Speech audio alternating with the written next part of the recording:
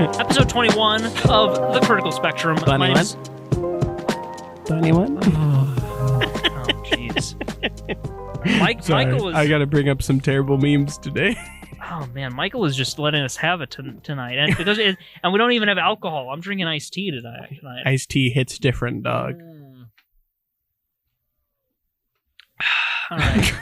Sponsored by Arizona Iced Tea. Nah, it's not. But if you'd like to sponsor but if you'd like to, Arizona. Cold Stone Creamer and Arizona. Hell yeah, dude. I love a Cold Stone Creamer. You know, I had a card in my wallet for years. That was one of those punch cards. Didn't it not work? Oh, it didn't work. No, the one time we went, it didn't work. They're probably like, we don't do this Sorry, anymore. we don't do that anymore.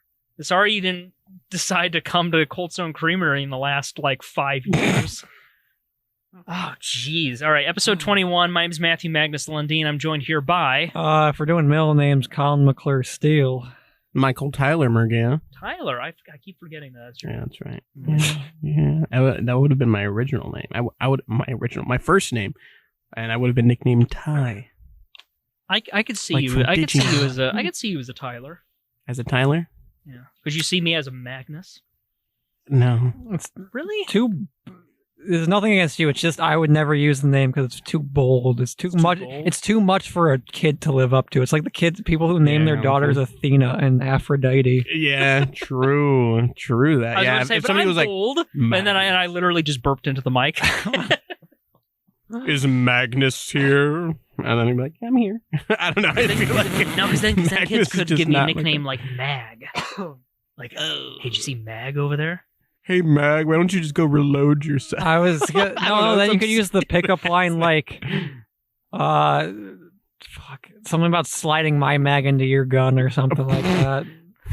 Are you a 1911? Because I'm about to slide my mag into you. It's actually not bad. Hey. Goodness. We had a couple of different topics that we were wrestling around with, trying to decide what we wanted to talk about tonight. And then before we went off to get dinner together, as we typically do, like bros, Michael had a suggestion. Well, he came to us and was like, guys, whatever we do, we have to talk about Nvidia. And I was like, why? And he hasn't told us yet. And now he shall. Speaking of getting fucked, Nvidia is like... So let me preface this by saying the graphics card market right now is awful. Like just absolutely terrible. I'm going to read you off some original MSRPs really quick and kind of what they're actually going for on eBay, what the scalpers are trying to and this is the only way you can get a graphics card at this point, by the way, unless you actually want to do what I did 2 days ago and fucking stay 16 hours overnight at a micro center to try to get a graphics card. If you want a 3090, which by the way is still an expensive card, original MSRP $1,500. The scalper price $3,100. People are paying this. That was paid today. Somebody bought that card today for $3,100, double the price. A 3080 MSRP $700, sold today for $2,100, $2,100. So bunch of thirsty bitches over here. Yes, true. But at the same time, people are paying it because there's no other way to get a graphics card, right? Well, but is this a product of the graphics card market itself or just game markets in general? Okay, so so a little bit of both. Not really the market itself. I mean, it is the market itself and gamers in general, but it's not really on the companies for that one. I will say the company did nothing wrong for that. They put out the card. I mean, the only reason they can't put out more cards, which is why it's at the scalper price, is because there's a silicon shortage. Like, just things cannot be made that have silicon, which, by the way, is a lot of things. Cars can't be made. I mean, there's a lot of shortages for a lot of things. So I get why they're that high, kind of, but it's still scummy because it's gotten to a point where people are literally just buying them to flip them for money. Right. But my issue with Nvidia is because yesterday, they launched the 3080 Ti, which I don't know if you're familiar with graphics cards at all, but the Ti is basically like a step up of whatever the other model was. So the 3080, T? what did you say? A T? The T, yeah, as in, I don't even know what the hell the guy's name is, but as a NVIDIA official representative on their demonstration called it the 3080 Ti. Well, I was saying that, like, would the previous version have just been called the T? Oh, no. I don't know what the T... Honestly, I don't know what the TI stands for. I'm sure there's something for it, and I just never bothered to look it up. But still, I can't believe Representative just was like, yeah, the 3080 Ti, bro. But basically, the Ti came out. So let's say the 3080, I don't know, let's just say the 3080 was fast, right? It's a good card. I mean, obviously, it's kind of expensive. It's a good card. Now, if I told you that 3080 is $700 and the 3080 Ti is only around, at the best case, 10% faster than that card, how much do you think Nvidia would charge for that? $80 extra? 80% extra? Yeah. Damn, that's high, bro. I'm saying on a realistic scale. Like 40%. I feel like that's still high. Really? Damn, I'm making the video look better than that. Yeah, right. If anything. No, maybe not. What do you mean, Matt? What do you think? Repeat the question. So if let's say the 3080 ran at one unspecified number, it's just fast in general, and you release a 3080 Ti, and it's on best case, like very best case, 10% faster than a 3080, which costs $700. Okay. What price do you think you would put the 3080 Ti at? 10% higher at best case than a 3080. Wait, I'm still confused. It's basically just 10% more powerful. How much do you think? It's 10% more powerful than a 3080, which is $700. How much of a markup? What would you mark it up for? Would I mark it up for? I mean, I honestly, I have no idea. Maybe 20%. Okay, that's not bad. Actually, even think about it, 40% really isn't bad, because 40%, $280 about. Sure. I'm doing that right? Because I know I gotta do quantum math. High school math failed me. All right, wait. Let me. I want to get this down before I tell you what the actual price is. So if you say 40%, right? No, originally you said 80. I said, yeah, I don't know. Okay, 80 is a lot. I don't know the. That's fine. Yeah. All right. You are closer to what they actually charge people for it. So they're charging people $1,200 for that card. See, which if you're charging, so I see it as if you're only getting a 10% increase, just buy the older one. Yeah, 10% is fucking, and again, that's best case. Like 10% is realistically not much. So that's like saying, okay, like if you're saying basically, Con, what you put it as 80%, you're saying you're willing to pay $560 more for a card that's only 10% better. This is why I'm never going to get into the PC building. I'll be real. But the thing is, the only reason they did that is because they're like, we want that scalper money. Because originally they were going to be like, oh, we're going to only charge people $1,000 for that, which is not bad. I mean, $300 more for 10%. I mean, whatever. That's whatever. But the fact is, they're charging $700. No, sorry, doing my math wrong. $500 extra on their card. Just cause, honestly. So, like you're it's saying not that much better. They are aware of the scalper market and they're marking it up for that reason. Yeah. They're basically like, we want that extra chunk. To try and counter it or to Oh, they're not countering it. No, just to get the extra cash. They just want the extra. Because they're like, oh, people are going to sell it for higher anyway, so we might as well just get the extra $200. So now, not only is it, okay, the only way I can get is either standing outside of a store, because now the people who are actually standing outside of stores are trying to get it are still paying extra money. $1,200 for it. Yeah. And then people who are actually scalping that are now charging even more because they're like, okay, if it's worth $1,200, we're just going to double that, so $2,400.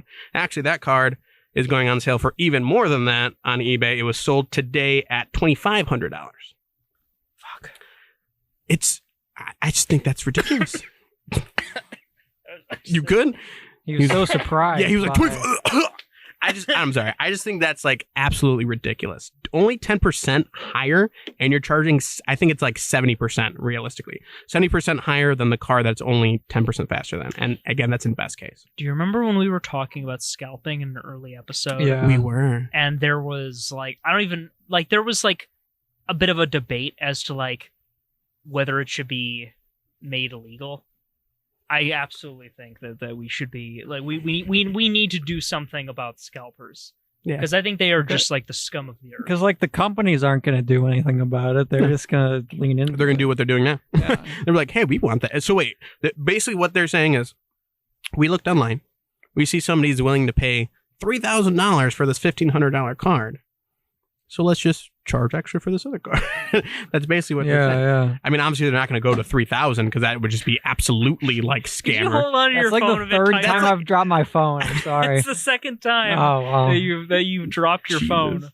But I don't know. I just can't believe. I just feel like it's so ridiculous. 1,200. It is. The 3090, which by the way is basically a 3080 Ti, but has double the VRAM. That is $300 more than that. So basically, you're getting double the VRAM for $300 more than that. So it's like I just feel like where they put it in pricing wise, like this just doesn't make sense to me. It really doesn't. So is it mostly like the newest, highest end graphics cards that are getting fucked over in the sense? Oh no, it's all of them. It's all of them. It's like I was telling you before, my 2080 Super that I have.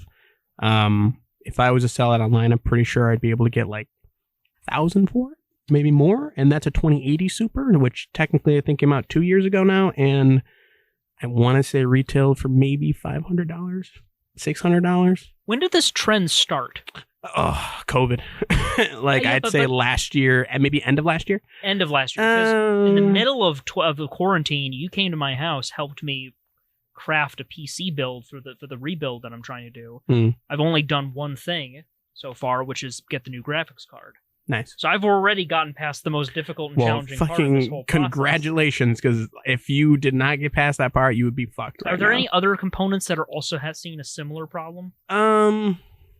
CPUs kind of too. Not Oh. as bad. Just because I've seen a lot more Ryzen CPUs out there still. Like when I was at Micro Center, I don't know if I told you, but I literally slept over at a Micro Center and got a new graphics card. Jesus Christ. I was there for 16 hours and ended up getting one. But the CPUs were in stock. Like there's tons of them there. So I think the processors aren't as bad, but the GPU market is just absolutely destroyed at this point. Like it's gotten to a point where even like Nvidia is not the only one putting it up. Like the what is it? Other like when I was there at Micro Center, actually they had one that was like, oh, it's a 2080 Ti, but it's from like Asus or something like that. That one was $2,000.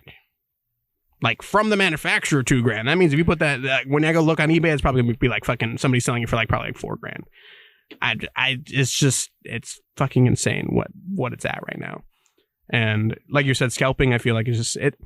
I feel like there's a point where it's not exactly the scalper's fault anymore. It's more of like the people buying it. Like the scalpers, don't get me wrong, they're bad because they put it up for a certain price. But at the same time, it's not always like the scalpers will put it up on a bid on eBay and people will just bid up to that price sometimes. Right. So it's like once that starts on a bid, that's kind of what sets the price. And then scalpers are like, oh, we could charge more for this. You know what And this they go reminds up. me of? It reminds me of an old Donald Glover stand-up joke where he was talking about Grover? like, huh?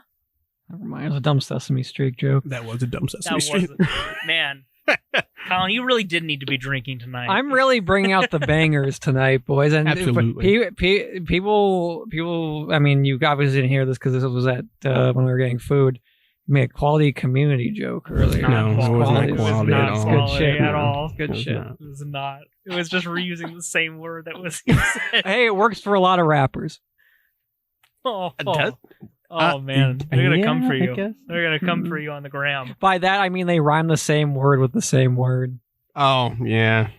Yeah, no, that happens. Yeah. There's a Logic song that I was listening to the other day. I'm pretty sure he goes like, homie, homie, homie, or something like that at the end. I don't remember what he hit said. or miss. Too bad I don't miss. Ooh. Hit or miss. I guess they never miss, huh? What was I just talking about? I don't So I was fucking saying know something. anymore. Oh yeah, Donald Glover. Glover. Oh, yeah. He's talking about Well, because you said Glover like Glover, and I was like, Donald Glover. Glover. I think it's. Is it Glover? Donald I Glover. think it's Glover.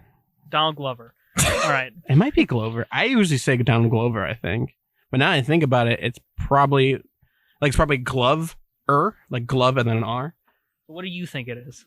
I think it's supposed to be glove and an R, but I always say Glover anyway, so. All right. Donald Glover. Donald Glover was talking about when he was a kid and like his mom would only get them particular kinds of cereal, like they never get like Cocoa Puffs or something like that, and then at one point one of his like brothers was like, no, I want Cocoa Puffs, and so then they got Cocoa Puffs, but they had like a Tupperware container. So they took a Tupperware container, put in like a bunch of the, I don't know, whatever, generic a generic brand, put that in there, the whole thing, emptied it out, and just put like the top layer of the Cocoa Puffs in there, shook it up, poured some out, poured the milk. It's like, there you go. And then his brother was like, but he was still eating it. And then and on stage he was like, and he was talking about how in his mind he was like, what are you doing? It's like if somebody comes up to you on the street and is like, hey, you want pizza? And then just pulls his dick out. It's like, there you go. You're not just gonna go like and then just start sucking them off. Like, no. You know, like you should, and to that's basically what the people buying from scalpers are. Yeah. They're just shamefully filleting their way to a new graphics card. It's basically like, oh, this is hard. It's literally supply and demand is what's going on right now. Yeah. Demand is really high, supply is really low because there's a shortage. And they're basically like, you know, once a few people realize how hard it was to get a graphics card, they're like, well, I don't mind. It's probably honestly like richer people out there going like, fuck it, $3,000's nothing to me.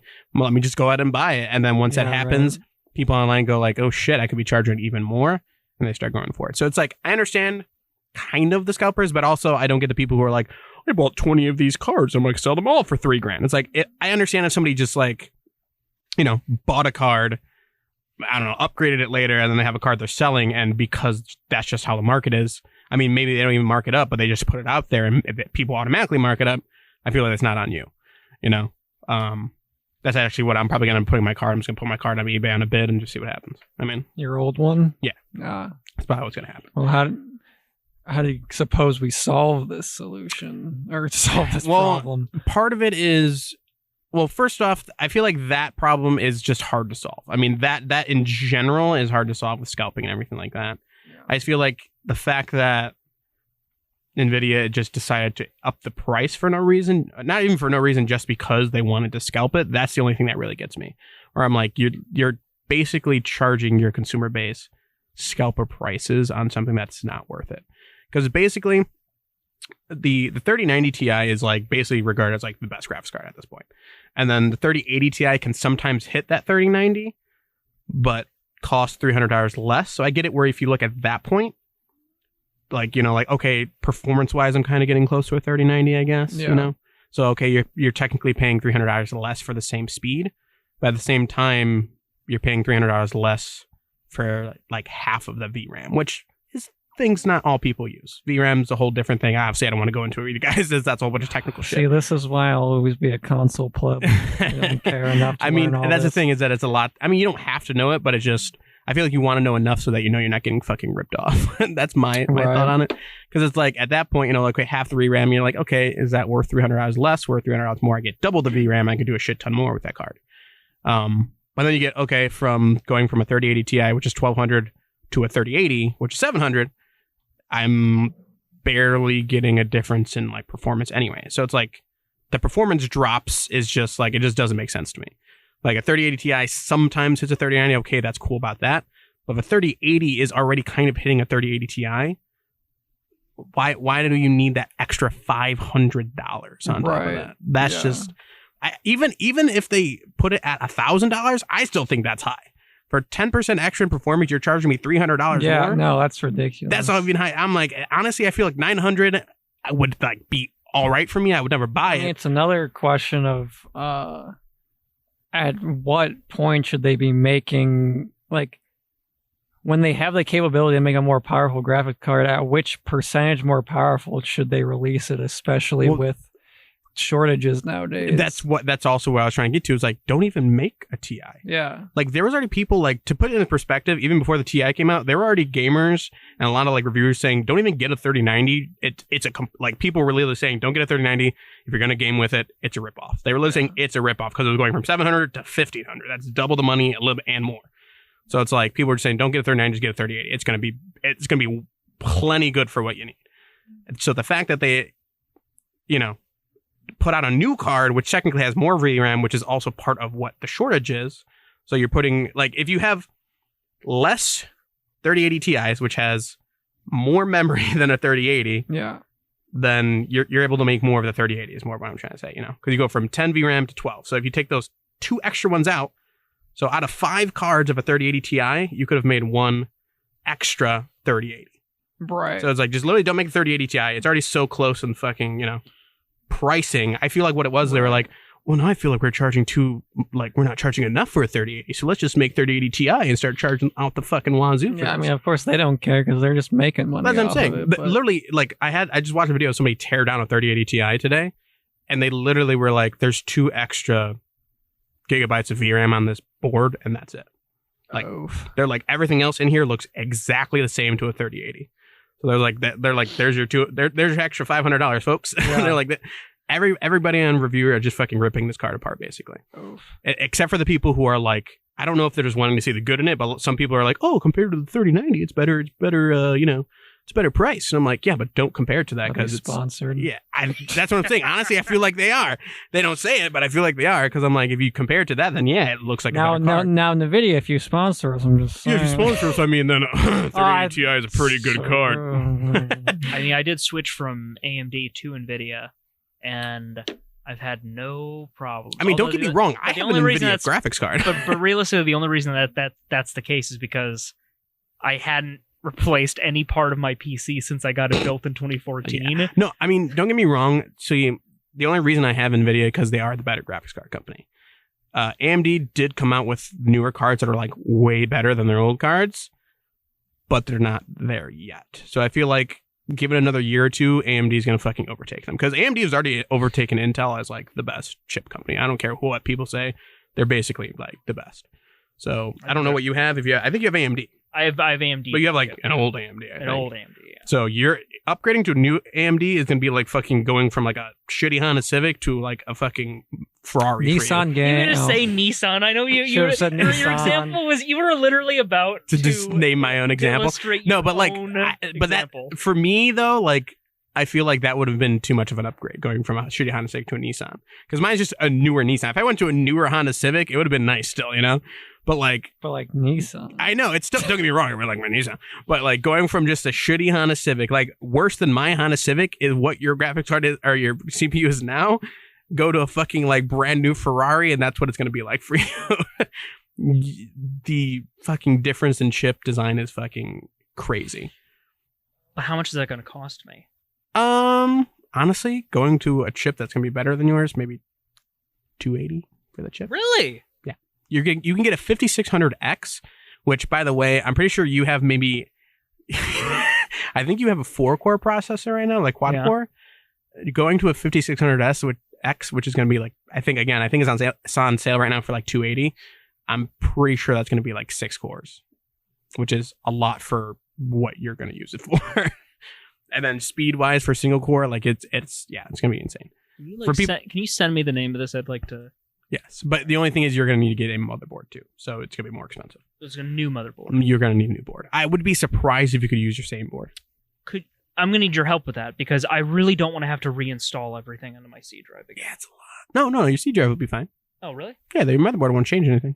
So what changes the motherboard? Your hard drive. Oh, what do you mean? What changes the... What changes the C drive? Your hard drive. Just the drive itself. If you popped your drive out of your computer and just plugged into another fucking computer, technically it wouldn't work properly, but like if it was the same kind of computer with the same drivers and everything, technically it would work. Isn't the C drive part of the internal storage of the motherboard? Oh, really? No, the BIOS is. Your BIOS is the actual software. Because I remember you said the BIOS is going to be the thing. Switching that over was going to be tough. Yeah, the BIOS is going to be on your motherboard. The the C drive is basically just what Windows calls your main hard drive. That's all it is. So that's why, like, if somebody like I was Colin's dad was telling me about like his old computer, he's like, well, how do I destroy like the data? It's like literally just take out the main drive and just fucking hammer that bitch, and all your data's gone. Like that's all that keeps your data. If you didn't have a hard drive, you wouldn't be able to like actually go into Windows or anything like that. So all right. But yeah, point is, you should actually upgrade your CPU. Yeah, because that's not being scalped right now. Good. Just I legitimately, you tell me what it is, what the things that you recommend getting. I will buy those things with my first paycheck for my summer job, and then you can come over and Like, I got you, dog. I find that really fun. I actually have to swap out my power supply and my GPU. That's funny. You can come over. We can drink some stuff, and you can. Shit, I'm down. Colin can come too. What graphics card did you buy? If you don't mind I don't asking. remember the name. You helped me pick it out because I think it did. It's a nice one though. That's all I know. Yeah, I guarantee you, I still have the box in front of my desk. And I just haven't put it somewhere. You're flaunting the new card, bro. As soon as I get home, I will take a picture of that box and send it. So what the plan is now? You scalp that card, and then I'm kidding. No, you know what? I do still have the old AMD graphics card. The one that's dust caked into the it. sad part is, I'm sure you'd still be able to get a lot of money for that. You think I could sell that for like $600? I don't know about that much, but $400. You maybe, dude. I don't know. I'd have to look at it first, but honestly, you probably could. Yeah. Which is kind of sad, just from like the state of things. Like, there's people out there who just like want to build any kind of computer and they can't because they don't have a fucking. So what I'm saying is, hey scalpers, I will kill all of you after I become one of become the very thing you swore to destroy. Matt, should we go on our Showly hike real quick? Yes, I think we should. What time are we at? 28 minutes. Damn, wow. That was a lot longer than I thought. I was like, I guess me hating on Nvidia really made the time pass by for me. Time flies when you're hating on Nvidia. Yeah, right? Honestly. I break.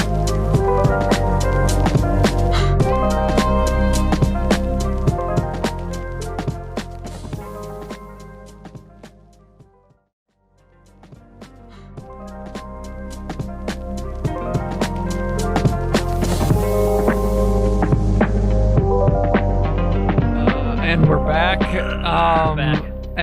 And for any of you who have seen the most recent bit, we're talking about Army of the Dead right now. Yeah. You couldn't tell by that expertly made, I don't know. Cameraman, Michael I was going to say, Tyler? Director and director of photography. That was me, and script writer was Colin Steele. Vague script writer. Vague script idea man, and one of our main stars, Colin Steele. Thank you. Yeah, did a great job as that zombie. We're talking about Zack Snyder's recent big old W in the film world. It's still top 10 on Netflix. It is. Yeah. I'm. You know what? I'm so happy for him. It's not even funny. He made a new movie, a movie that he actually started writing years ago, shortly after he had done Dawn of the Dead, which was another film that he directed back in like 2004. Something like that. That's a long time ago. He had written this film, and then after parting from DC, after that whole debacle, he decided to kind of update the script a little bit. And now we have Army of the Dead exclusively on Netflix. It was also in theaters for a limited time. I unfortunately did not get to see it in theaters. I would have liked to, though, because this is a really pretty film, and I would have loved to have seen this in a theater. Yeah, honestly, when I was watching, I was like, damn, this would have been really good in theaters. Yeah. So, honestly, I didn't know anything about it going in. I'll be real. Yeah, I think I only saw like a trailer, like one trailer about it. And even then, like the trailer honestly was not anywhere near what I thought the movie was going to be. Yeah. So. And honestly, it's a breath of fresh air because I never thought I would see a heist movie combined with a zombie movie. Yeah. And in a world where we get remakes constantly. Yeah, it's an interesting original idea. Yeah, it's a really good original idea. I actually really enjoyed the overall not only original idea, but the zombies were actually original. Yeah. Yeah, well, because like I'm never scared of zombie movies because it's like, oh, they're just fucking slow walking people, but they just fucking like sprint at you. Well, and in like, the beginning, he was fuking dodging bullets, and I was like, oh, I'm like, that's a different guy. Yeah, because they establish that there are. The way this film kind of goes is that it starts with something terrible going wrong, zombie outbreak in Las Vegas, whole city gets locked down and quarantined. There is basically, which I'd like to blame on the married couple. that was all Yeah. their fault. Yeah. Don't give blowjobs while you're in a car. Yeah, especially while you're driving next to Las You Vegas. might unleash a zombie outbreak. Yeah. You might accidentally crash into a military convoy. Sorry, I'm burping Coming a from lot. Area 51. Mhm. Yeah, right. That was some great dialogue at the beginning because those two guys driving the car. I love the dialogue because it was them having the kind of conversations that I feel like a lot of us would have if we were just in like, that situation. if we were in that situation, them just kind of like shooting the shit like, hey, what do you think we're carrying? What cool shit do you think we're carrying from Area 51? And I also liked how the radio operator, when shit went south, was just like, shut the fuck up, stop talking, let me tell you what you need to do right now. Yeah, that actually made me more scared than anything. Because it's just the radio operator. Why would she be scared shitless? right. Unless- She's not even there, and she's terrified. Yeah. Because you just know that there's like a bunch of conversations going on in the background that you're not hearing. Like I remember back in like Modern Warfare 2, like after that, like there's like a nuke that gets launched, and then it switches perspective, and you're like in space. You're like on a space station, and you're like talking with like Mission Command, and it's like we might have a problem here, and then suddenly it blows up because that's how they activate that EMP over Washington that just totally blacks everything out. Mhm. It kind of reminded me of that, just the idea of just like you're sitting there, you're going about what you're doing, and there's people like freaking out in like this command room, just like shit is about to go down. Shit's going down right now. So yeah, really good opening because you have just this awesome cover of Viva Las Vegas set against this montage of events that kind of introduces some of the principal cast of the film and tells its own kind of self-contained story. Can I just say though, I thought the credit font was weird. It was a little bit of an odd choice. It was kinda- very yeah. thin. It was very plain, just pink text. Yeah. Yeah, It's kind of odd. it was. It was probably like in the spirit of kind of like a Las Vegas type thing, but yeah, they could have Yeah. probably gone with a better font. Yeah, I agree. I don't know, the whole opening kind of like at first I was like a little iffy on it, honestly. But then as it kind of went on, I was like, okay, it's not too bad. I don't know, I just got like a feeling at first. I was like, I don't know if I'm gonna like this movie. And then after like I watched more, I was like, okay, actually no, I'm liking this movie. Because I liked how they were able to kind of establish that one character. Like there was that one woman who like was, you can tell like immediately what she's fighting for. She's a mother. She's part of like that crew, but she's not in the rest of the film because the way that opening goes, like you're basically seeing her death, Yeah. and like that kind of ties into the like that's why it's such a great opening because She had like a whole arc. she had a whole arc with in no those few lines and just her like you can see how much this whole war against these zombies like really wore down both I forget what Batista's character's name was. Scott, yeah. Was it Scott or was that the helicopter pilot? No, that was Scott. Yeah, his name was Scott. Okay. But Either his first name or last name was Scott. One of the two. But 'cause we can see how it wears down on him and how everyone just kind of like, Sorry, the helicopter pilot was Peters. Okay. But continue. Right. But yeah, it's just a really, really solid introduction. So we kind of feel like we know a lot about this woman, like her relationship to the cast, and their and it really informs the toll that whole fiasco took on them as they're going about their lives, in the years past that. Well, what I also liked about it was that you had the whole thing of like, after that you realize, okay, Dave Bautista's character, Scott, or whatever his first name is, basically being like, oh no, I went from being a war hero to flipping burgers. And in a lot of other movies, you never see why they're a war hero, where in this one, you literally see what they had to go through to get those medals of honor just to go to burger flipping, basically. So that's why I kind of like the opening for, is that like, a lot of movies just tend to be like, oh, I'm a grizzled war hero for some apparent reason, but look at this medal I got. Whereas now you're like, okay, that actually like has some kind of meaning to the audience, because you're like, okay, yeah, like he did that and now he's just kind of thrown out on his ass kind of thing. Yeah. And there is this recurring theme in the build up in the first act of the film about how, people who have come back from war, can feel somewhat undervalued, but like it's not even about like being recognized. It's just about like, like you put your life on the line for the country, and the country doesn't seem like it's doing anything back like, for you. Exactly, and it's like that, and like you don't need the recognition. It's more of like, yeah, I went to go fight and put up my life for all these years. I couldn't really put a life in this country because I wasn't here, but now I come back and I can't get a job because I've technically been jobless for the last 3 years. That kind of thing. And they kind of touched on. It's funny, they touched on that a little bit in stuff like Falcon the Winter Soldier. It's very, very much present in the way that they introduce the characters here. I just want to point out, I feel like the government and the military are very much the enemies of this entire movie, like the overarching antagonists. Oh yeah, well, it made me laugh because there's a lot of small details in this movie that are either funny or just super interesting, which I'm sure we'll get into later. But I like how the newscaster, when he was talking about how the president moved up the day of the nuking of Las Vegas, he's like, and the president said, quote, "It'd be very cool." Yeah.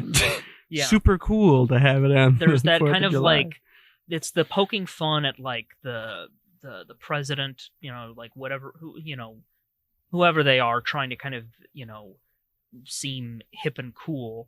Or there's there was a lot of subtle like commentary in the establishing act of the film that I thought was really interesting and kind of reminded me. It seemed very, very bold to me in a way to endear an audience to like these characters, and it kind of reminded me a little bit of. I kind of got a bit of an Orwellian vibe from the way that they set up like this image of America after this whole zombie outbreak, because this is a zombie. This isn't like where like when I remember when I first talked about like, oh, it's a heist, it's a zombie movie where people are trying to like pull off a heist, and I remember like my dad was like, that seems like a dumb idea, but because he was probably thinking like, oh, in a zombie film, it's like the economy's fucking destroyed anyways. The whole world is fucked. But here it's an incident where they fought the zombies, they contained it, they actually won. But did they? Because now you're seeing something that I've never seen any other zombie film do, which was tackling the idea of the paranoia of infection persisting beyond logic and reason after it's been contained. I only seen something like that kind of in something like Last of Us. Like whenever they like show cities or like civilizations where there's like some kind of government or order, but it's like the guards are just like these power trip assholes, and like it's like if you even somewhat are out of line, you're basically treated as if you are infected. Like that, we're like Bert Cummings, what security guard. Oh, in this movie? Yeah. Oh yeah, I didn't know. Is that his name? Yeah. I only know him as Shades from Luke Cage. Oh, he's in Luke Cage. Yeah, have you watched Luke Cage? Have you watched Luke Cage? I watched part of it. We watched part of it with the Oh, you only watched like a very small part of it? Yeah. Oh, okay. Well, he was like one of the kind of turned into the main partnership with Mariah Stokes. Huh. And he was called Shades. He actually did really well in that. Actually, he's one of the only like enemy or like villains in that I was actually kind of rooting for him. Like, he's actually like not a terrible person. That's a good actor. He's a good actor. He's good. Yeah, I like him. He was like, what the fuck? I don't know. That whole scene. I don't know. That whole scene was like really good. well, the first time he showed up, I was like, oh yeah, he's gonna die. You're like, oh, what a fucking douchebag. He's an asshole. He's very much kind of like so a lot of when I made the comparison to Orwell, I should preface. So like in the novel 1984. Orwell kind of conceived of this future where a constant state of war, at least like, constantly telling people that we're at war against something, it allowed for the continued restriction of rights. If the war never ends, neither can the extreme measures taken to preserve order. So Snyder basically conceives of a society after the zombie outbreak, in which the outbreak has been contained, but the fear of infection gives the government carte blanche to restrict personal freedoms. And it seems like the victims are those that stray from the narrative that suits the government. Right. Because these like containment camps, I saw them very much as like a parallel to like, I don't know, like something like ICE or like an organization like that. It very much has that kind of like you look at it and you look at like the, there's very clearly this, there's a clear parallel in terms of the kinds of people who are being kind of, held here for whatever shitty reasons they're being held there, that they can't seem to like get out of a certain station. And that was immediately interesting to me. And the conflict, and actually I was actually thankful that they had use that as the reason to explain why Scott's daughter was involved in the heist at all. Because when I first heard that, when I first read the synopses and like read that like his daughter's why would he bring his daughter into like Las Vegas? And then it was like, oh, now I get it. I'd also like to tell people who haven't watched this movie, basically they have to steal $200,000 out of a vault underneath a building in Las Vegas for 200 million. 200 million, sorry. 200,000, I mean, don't get me wrong, it's a lot, but like I would not fucking risk my life for that shit. And the day before it's going to be nuked. No. 2 days before, I think. 2 days. But then they moved it up. Yeah, they moved it up in the middle of the movie. Oh, no, sorry. No, you're right. It was a day. Technically, it was a full 24 hours. That's when they were supposed to be done, but then they moved it up. Yeah. You're right. Yeah, he was right. But yeah, basically the whole thing was, they're basically like Mr. Tanaka, I believe his name is, which by the way, I can never remember his name. What was that guy's name? Hiroyuki Sanada. Sanada, right? Yeah. He was fucking the guy, love him. Yeah, he was in The Last Samurai. He was also the guy that Hawkeye killed at the beginning of Endgame. Scorpion now. And he was also Scorpion. Yep. I'm sure he's been in a lot of other things too. But he was basically like, I want to hire you guys to go pull off a dank heist and get $200 million from Las Vegas. And he remembered to stress it's untraceable because the insurance company already technically gave him the money. So technically that money doesn't exist at all. So it's like, if you just get that money, there's no way for the government to be like, that's not your money kind of thing. So it's a very interesting premise. I will say, like, at first I was like, what? And then like, as I watched it, I was like, okay, I get this. Yeah. Well, also something I was kind of unclear on. Was his daughter his stepdaughter or his actual daughter? I wasn't clear on that either.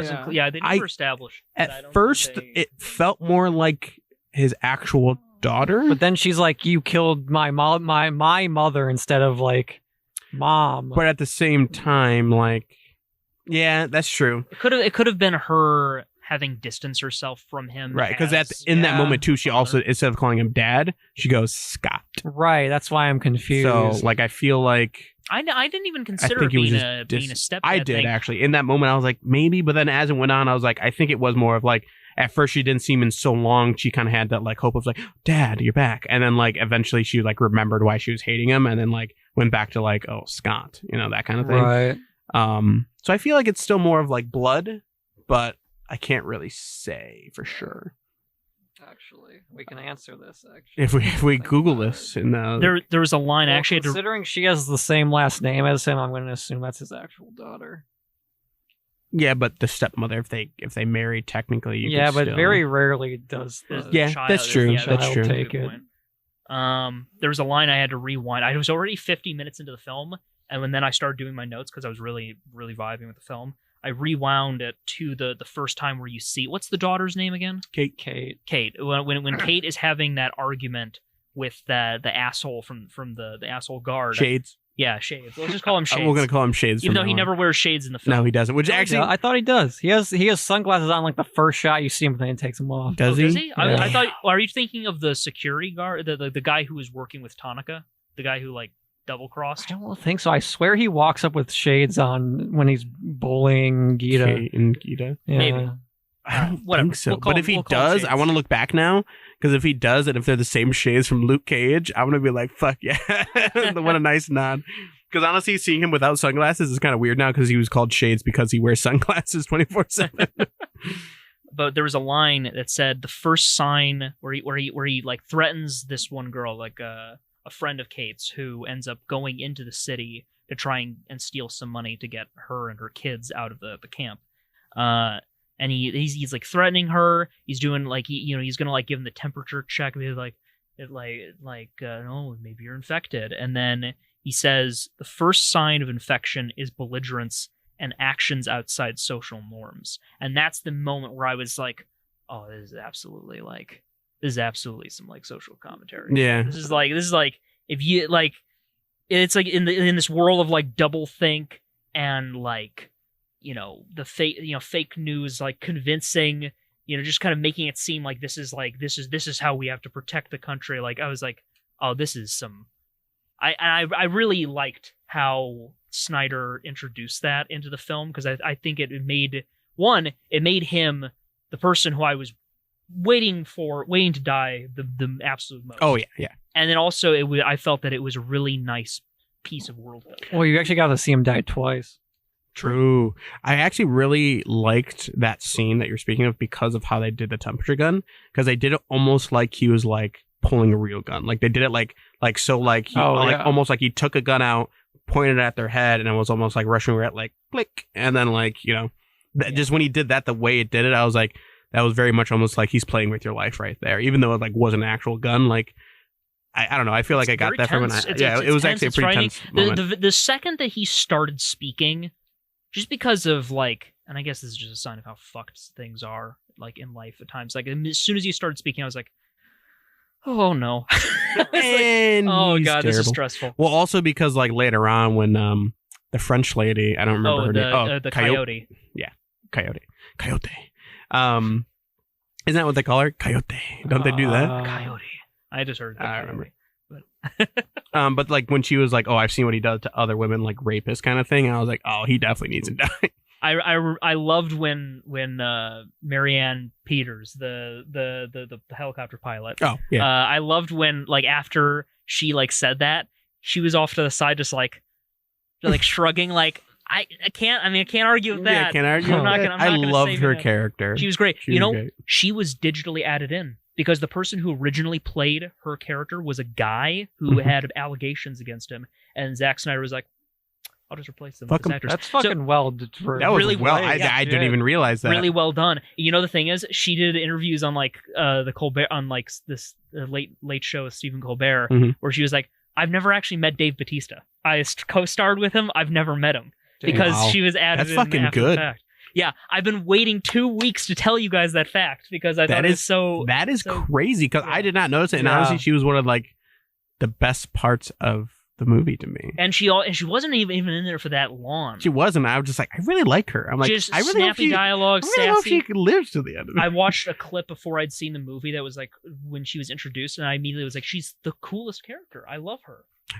Immediately when she was like, I'm in, I was like, yes. She's like, $2 million. She's like, I hate my life. I'm in. I'm like, fuck yeah. Somebody pointed out that had similar vibes to like Justice League when the Flash was like, I need friends. Oh yeah, honestly, yeah, kind of. She did. Yeah, she does kind of have like Flash vibes. Yeah. I'm trying to think where we were in the 50 minutes Shades before they actually entered Vegas, and it was all necessary. I felt it was like the 50 minutes spent introducing the cast. Was so essential. Well, it was I'm assembling a team kind of thing, basically. But like better than the stereotypical like trope, I feel like. Or a lot of it, like each of them kind of had their own reasons, I feel like, in a way. Where to be like, yeah, sure, why not? I mean, my favorite was actually how it slowly decreased the amount of money every single time they got somebody in. Except for the first two people. After that, I was like, $2 million. 500,000. How would you like to make 20 grand? Well, yeah, because they were like constantly being because they mentioned it early enough where because he's like, I mean, they don't need to know what their cut is. Yeah, so like, Can I just want to point out it only has a 5.8 on IMDb from 103,000 people. Those people are wrong. Oh, really? There are a lot of Snyder like haters. I know that much. Yeah. I mean, and listen, I'll be honest. Snyder fanboys aren't that better. They're pretty shitty. They're pretty dumb in terms of how bland their idea of why this director that they like is cool. Yeah. Like I like him because I genuinely think that like this is him as the director and the director of photography.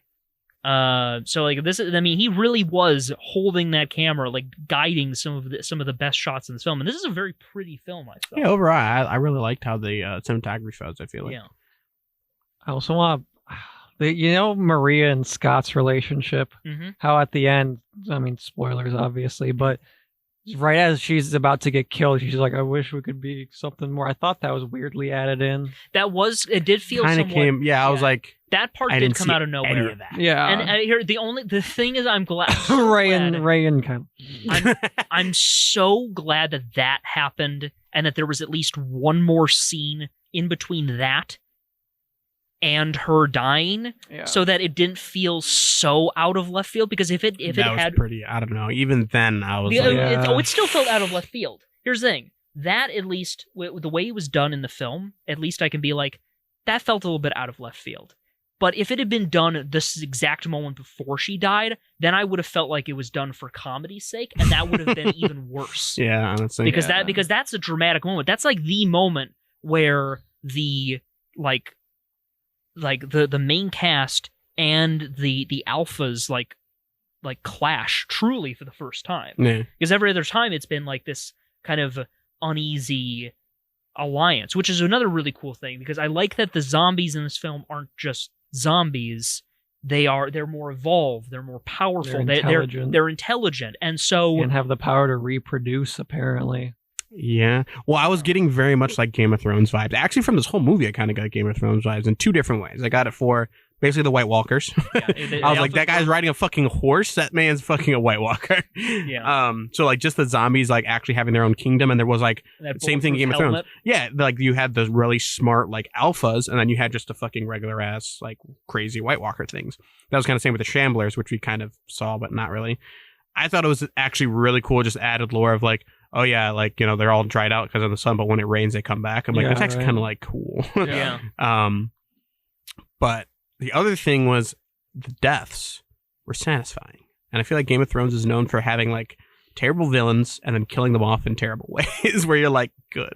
Yeah. They did that pretty well, I feel like, in this movie. Yeah. And then even the people who were awesome, like I felt like they're like they died cool though. The first girl who died, oh my god, like she was incredible. I didn't like she was fucking putting in the work. Yeah. When she was fighting, I was yelling at the screen, shoot the gas tank on her back, and when they do it, I was like, oh thank God. Yeah. But seriously, like when at first she was just like just stabbing them and then like going solo, I was like, oh my God, is she gonna actually like do this? And I saw it, like I was like, no, not the pans, and the pans happened. And then she started fucking going ham. I was like, yeah, you get it, girl. And then the dual pistols. So she was instantly my favorite. Yeah, I was watching Bella, and Bella's like, oh, she's gonna die. And I'm like, yeah. I'm like, as we're watching, I'm like, but she's putting in that work. Bella's like, hell yeah, look at that. Exactly. It's like there's never a moment where, because obviously there are certain things that the film does that, like, you know, they could be considered like almost horror film tropes where you like either like these people are going to die. But they never died in a way where I was like, well, of course that person was going to die. Right. Yeah, they never died in like a terrible... Like, it wasn't like...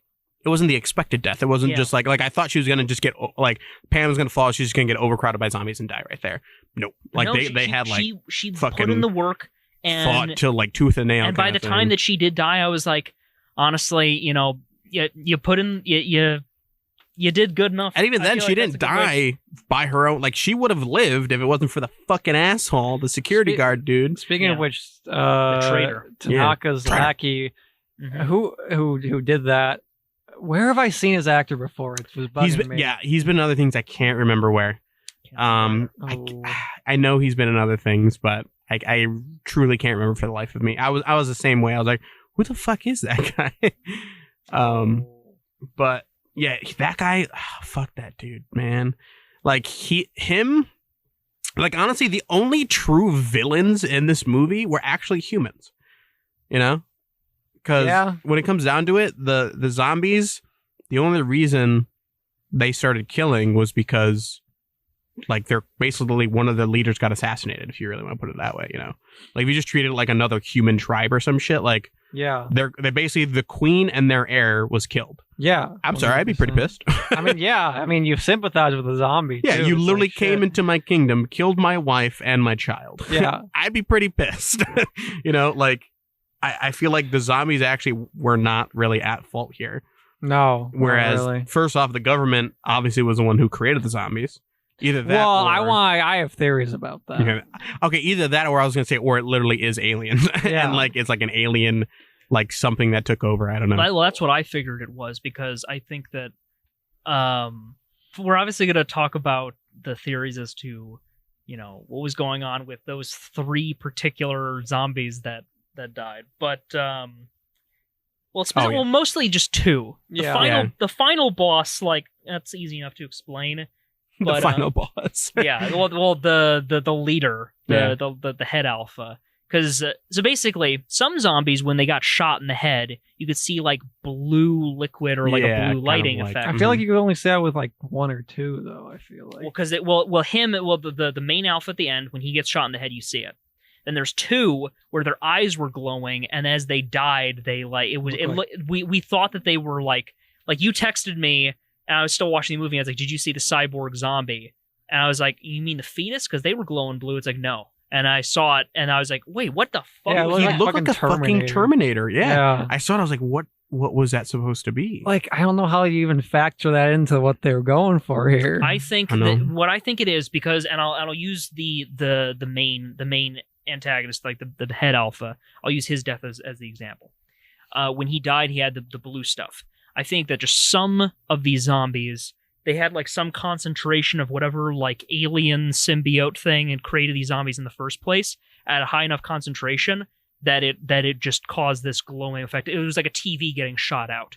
And then, but there was the one where you point out where it's like it really did look like a Terminator. Yeah. Because, but then again, when you think of the Terminator like skeleton, it really is a skeleton in those old Terminator films. So we probably were just seeing a human skull that just was getting like decimated, and then it looked real shiny to me and it really metally did. and That's the silver. thing.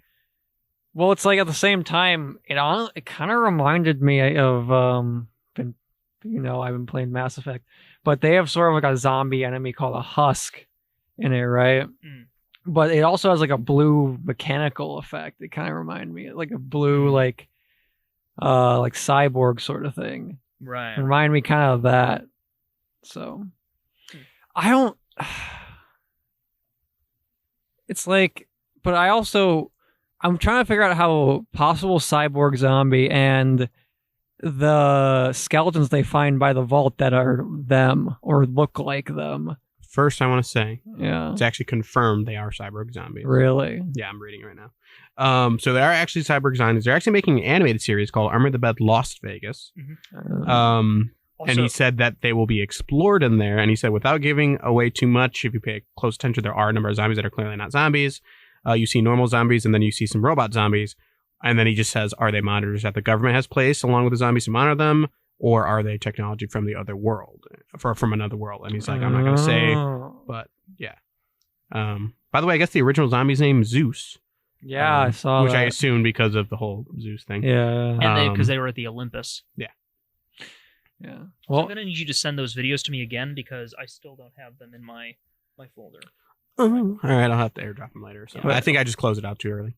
I wonder though, are they going to explain the possible time travel loop? If that's like an actual, I feel like I don't know if that's I don't know if they just did that just to be like, oh, look at that, or if they did that to be like, Because You know- the one skeleton had the exact same necklace as Maria did. yeah, but I don't know if he did that just as like a cinematic kind of thing, just to be like, ooh, spooky But here's the story. thing: did any of you guys ever see Edge of Tomorrow No. with Tom Cruise No. and Emily Blunt?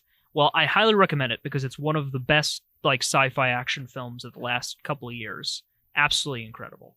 It's based off of a manga, or maybe it was a novel, but either way, it was a Japanese novel called All You Need Is Kill, and the basic premise was that the main character dies in this battle between like these people wearing exosuits and this alien like race that's like slowly killing everything.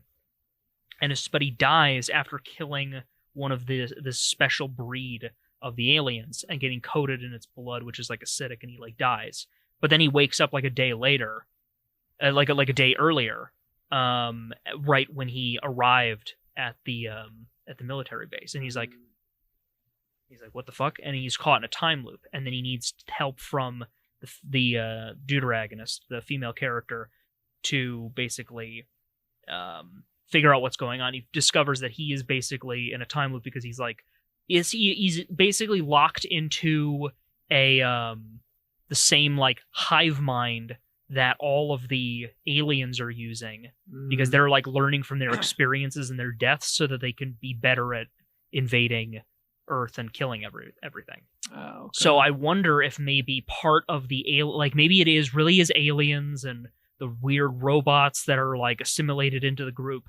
But I also wonder if the time loop thing is a part of the weird alien stuff and part of the infection. Right. Maybe. I mean, my current theory is because Tanaka, he had his security lackey boy, because all he was really after was a zombie head, right? Or like with one of the leaders' heads. My theory is that because they were joking, oh, maybe it's aliens from Area 51. I'm thinking Tanaka is actually an alien, and he was like, shit, I lost this prototype or something, and the prototype was the first zombie, so, and he's like, shit, I gotta get the formula back somehow. And then therefore, Krabby Patty formula. And they, what? So the Krabby Patty. Ravioli, and then therefore he has like some sort of time loop tech or something like that. They can just keep trying. Yeah. Maybe, because also there's the factor of like when he gets the call from Scott saying that he's like agreed to it, he's in his house are like military generals and stuff. So I wonder. Oh, that's right. Yeah. He was an alien captured at Area 51, so he's helping him get back. While really trying to double cross them, maybe? Maybe. I don't know. I guess there's also, sorry, I'm like reading a few things about the time. Like I'm trying to look into these theories and see if any of them actually have like a little bit of merit. Whereas I guess the time loop thing, I guess there was also a group of people dead like at a table. And Zack Snyder is basically like kind of suggesting that might be part, like the team as well. Like basically saying like each time they kind of get closer and closer to the money, but like fail at some point. Okay. As well as I just read something else basically saying that like I guess there's like minor things like here and there that could kind of be construed as like, yeah, like maybe that's where they failed, or like basically we're like saying like there's something a character shouldn't know but somehow knew at that moment, and I can't think of anything right now. Okay. I also kind of thought like when they said that too, I was thinking back to when they did the whole when Mr. Tanaka was explaining how the plan was supposed to go. I also thought, okay, like they were showing them actually shooting like in a circle and stuff like that. I'm like, what if that was one of the times? Yeah, what if that wasn't just a... so you're saying different shots were different timelines? Yeah, they were different timelines. Yeah. I don't know. It'd be interesting. As well as, okay, spoiler alert at the end here. I'm going like all the way to the end. We never actually saw how whatever his name is. Vanderoa or something like that? I can't remember. I'm just going to call him Van. We never saw how he actually got bit because there was no actual... No, he did, because when Dieter and him were fighting and he got kind of bit. That's the thing. Here's the thing. That was kind of... That was because he did like stretch his arm out and he was about to bite, and then Dieter came up and bashed him in the back of the head, and then it wasn't revealed that he actually bit him I guess until the last scene, which I was angry about, because I was like, oh, come on, he didn't bite him. I know that this movie like was never gonna have like a super happy ending, but that last one was like, come on, give us one. Yeah, honestly, what I thought was gonna happen to be like the happy ending, I thought he was gonna like hunt down Tanaka. That's what I thought. I thought that plane was Tanaka's plane. He was gonna get on it somehow. Because he never really used the big saw. I know. I was actually upset. I was like, he got the big saw. We saw it in the beginning. I was expecting some fucking Well, yeah, because Coyote ended up using it to just saw open the door. That was so lame. I was like, I'm expecting to see zombies get sawed in half here. That's what I thought was going to happen too. I thought he was going to get on that plane, and then we were going to get like a final shot, like kind of like the end of like the movie Haywire. If you ever saw it, don't watch it. It has Gina Carano, and she's a cunt. But she like in that movie, I think Antonio Banderas was like the bad guy, and he just been through the whole film just like, yeah, just go do evil shit. And then like at the end of the movie, he's just like looking at something, and behind you see like Gina Carano just drop down onto his balcony, and then he's just like, oh.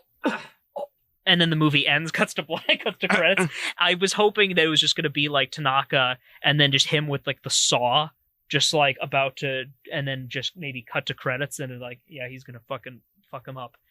That would have been great. I still do like the ending though, because what makes that ending work for me is that, like we've been talking about, there's so many little theories about like that just made the experience of watching this film so much deeper, and I think that's what makes like a truly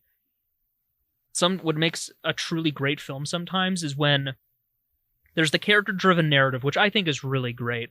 There's so many like great human moments, especially between like Scott and Kate. Like I loved it was so emotional, especially towards the end. I really liked their bond. I liked how real it felt. Like this through the course of this mission, they're getting closer together. Yeah. And they're, discovering the reasons why they really separated, because we all kind of like have our own assumptions at the beginning of like what must have separated them. And to Scott, he's just kind of thinking, well, I mean, obviously it's because I killed her mother because she turned into a zombie. But then, it made it so much more interesting when Kate was like, is that really why you thought that I stopped talking to you? Yeah, like, which no. I thought that was going to be, I was like, oh, okay, that's kind of like, not exactly cliched, because I mean, it makes sense. Like, you just witness that, like, Yeah. either it's your dad or not, but either way, you witness somebody kill your mother in front of you, you're kind of like, oh, shit.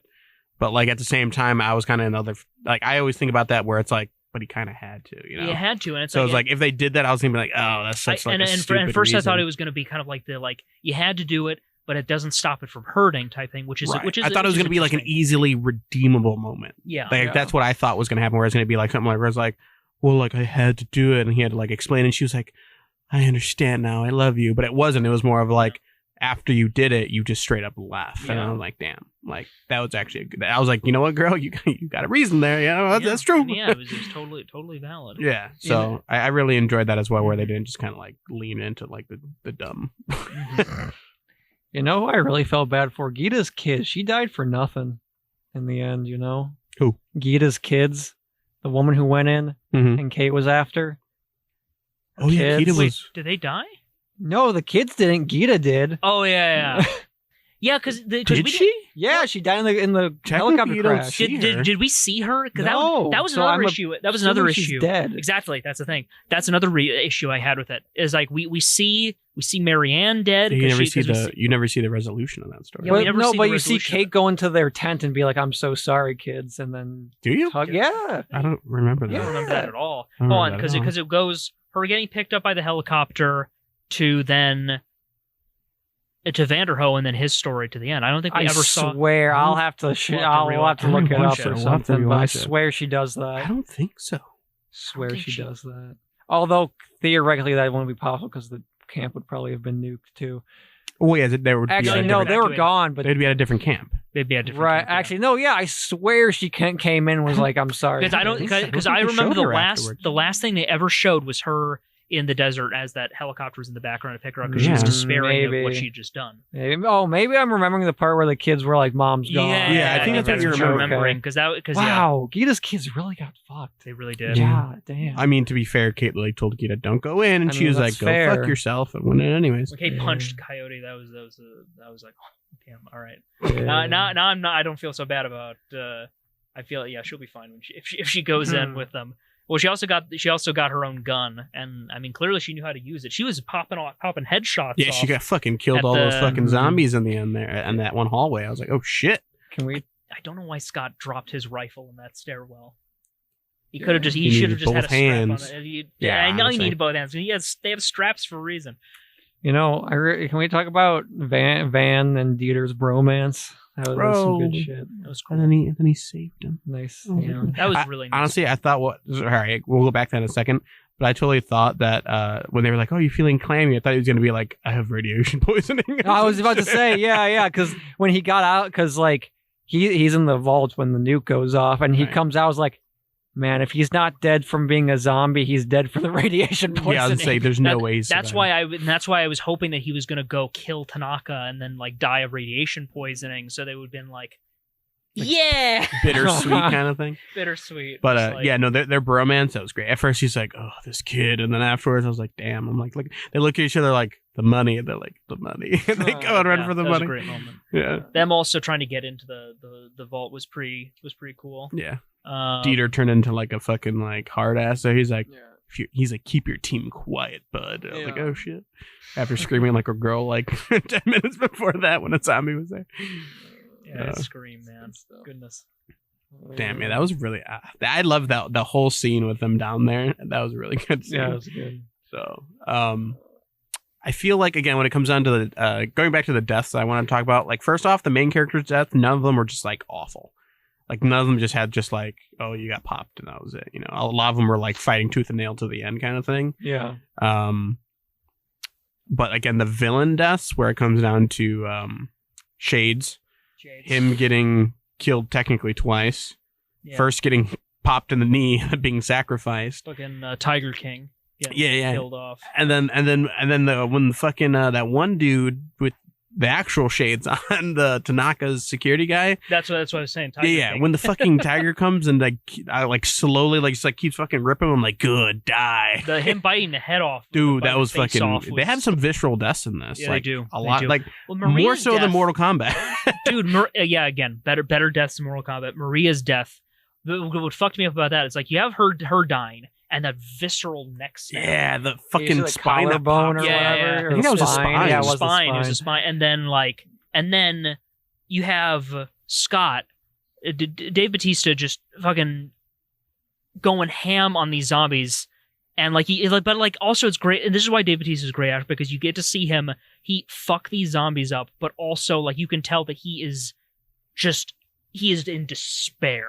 Well, like, yeah, and the like music too, and you see the tear going down her face. Where I the neck know. is snapped. Well, that was good. It was that like they kept it like she was like they snapped it, and she looks just directly at him, and then just falls. Like I don't know. I feel like that was like really good there. Yeah, Batista did a really good job. No, yeah, Batista's great. There was a great review. I don't know who wrote it. It was when I looked on Rotten Tomatoes before the film had its wide release. But there was a review that I think perfectly summed up my opinions on like the casting here, and it's that Snyder clearly cast this film for the faces and who was best for the roles, and not just to get big names attached to it. Yeah. And it was headlined by Bautista, who has, I think, who in the words of this reviewer, is one of the most emotive and interesting in modern Hollywood. And I couldn't agree more. I think Dave Bautista, I'm so excited to see what, like, between this, Blade Runner 2049, and really those two have really blown me away with his performances. He's pretty good as Drax. He is really good as Drax, but in terms of like stuff like this and Blade Runner 2049, and he's gonna be in Dune. And he's gonna be in Dune. I'm so excited to see what Bautista does in like his later film career, because he's just been like, he really does have like this heart and soul with his performances that is instantly. But he could also still be like the big like brawny guy if he needs. Yeah, that's the thing is that, I mean, granted, there's only really two former WWE people who made it big, but I'd say he's a better actor than The Rock. Like, I love The Rock. I was really about to say that. I was gonna say, honestly, I think he's a better actor than The Rock. Someone said like The Rock could never. I really don't think he'd be able to. The Rock's like the classic action movie. Yeah, he's like the action superhero, but I don't think he could do the emotional. And no, I love him. I watched Hobbs and Shaw, and I loved both him and Statham together. Yeah. They were great. But for this type of emotional performance, like, Batista really is like... Same with John Cena. John Cena never can't do it. No. Do that kind of emotion. Unless all of a sudden in Fast 9 he's like a god or something like that. Yeah, right. But I feel like Batista is the only one that... Oh, the dildo dropped again. I'm gonna fucking take your phone away from you, bud. These kids and their damn phones these days. These damn phones we've been using it's all that fun. For our notes for this review. If it wasn't for Kate and her phone, nobody would have died. What? Oh. But no, yeah, it's, I don't know. He's just really, I really do like him as an actor. That was actually one of the reasons I got Bella to watch it, honestly, is because I was like, Batista's in it. She's like, oh, okay. Yeah. So, and she really liked it. So, you're like, listen, if Bella likes it, I put my Bella seal of approval on that. So. Bella approved. I was thinking about, like, should I call her really quick and be like, hey, just give me... No. It would have just been like, I liked it. It was cool. I saw it was cool. on YouTube a few days ago. It was some smaller YouTube video that popped up saying, my OK Overture review, and just some guy looking at the camera being like, I liked it. That's the video. That's nice. Great. I like it. That's great. Damn it. I don't know. Never mind. I was gonna be like, I just said I like it, and then I realized that that's what he said. Yeah. And I had a connection there for a second. I liked it. I liked it. I liked it a lot. It was good. I remember, this has nothing to do with anything, but we've been trying our hand at making clever jokes this whole night. Even before we did. I don't know about clever, but No, we were not really. I like how Colin says we haven't been trying. Where I just say I don't know about clever. But like I remember, at some point there was a conversation that came up in a Discord call about Men's Warehouse. And What? I was just like we were doing like this bit where it was just like us being like really disappointed with our service, and I was like, but they said I was gonna like the way that I looked. They guaranteed it. Dude, they had that like one smooth dude. He was. I kind of liken him to like an early Dos Equis guy. Yeah, I agree. I kind of like the way you look. I haven't seen any of those. Granted, I don't watch normal TV anymore, but well, they haven't really been using that guy for a lot of their Men's Warehouse ads. I don't even see Men's Warehouse ads anymore. Well, they retired the Dos Equis guy because he went to like Mars or something, and then I don't think he went to Mars. Well, I like the character. The character. Oh wait, really? Oh yeah, then they brought like a younger dude, right? They had a younger dude. They were probably just like it doesn't appeal to a younger audience. Well, they had Let's get this Adam Driver looking dude. Well, they had the younger dude who I still thought looked handsome, but they. And I know it wasn't the same. I know, but like I got into arguments with my dad about this because he was like, "Oh God, I just hate this new guy." I was like, give him a chance.